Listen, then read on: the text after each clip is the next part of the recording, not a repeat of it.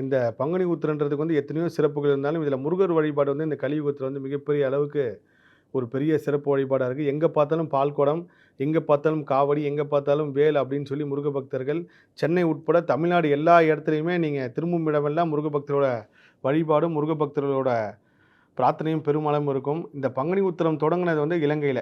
இலங்கையில இருந்து தான் உலகம் ஃபுல்லாவே பங்குனி உத்திர வழிபாடு தொடங்கியிருக்கு.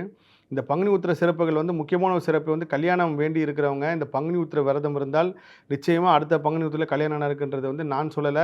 எத்தனையோ முருகரடியார்கள் காலம் காலமா இதன் மூலியமா விரதம் இருந்து நடந்தவங்க எத்தனையோ சாட்சிகளா சொல்லப்பட்டிருக்கு. தொல்காப்பியம், சிலப்பதிகாரம் இது எல்லாத்துலயுமே இந்த பங்குனி உத்திர வழிபாடு சொல்லியிருக்கு. காரணம் வந்து எல்லா தெய்வங்களுக்குமே திருமண நாள் வந்து பங்குனி உத்திரம். தெய்வங்களுக்கு திருமணம் தேவையா அப்படின்னா, மனிதர்களுக்கு எப்படி திருமணம் தேவையோ, அதே மாரி கண்டிப்பா தெய்வங்களுக்கும் எல்லா விஷயமும் வந்து நடக்கும். அவங்க தான் நம்மளுக்கு முன்னாடி நின்னு நெறைய விஷயங்கள வந்து உணர்த்தியிருக்காங்க. பங்குனி உத்திர வழிபாடு வந்து அவரவர் பொருளாதாரத்துக்கும், அவரவர் சூழ்நிலைக்கு ஏற்ற மாரி வழிபடுங்க. ஐயோ! இவங்க வந்து அறுபடைக்கு போயிட்டாங்க, இவங்க வந்து இந்த கோயிலுக்கு போயிருக்காங்க, அதுக்காக நம்மளும் கஷ்டப்பட்டு போணும்னு கிடையாது.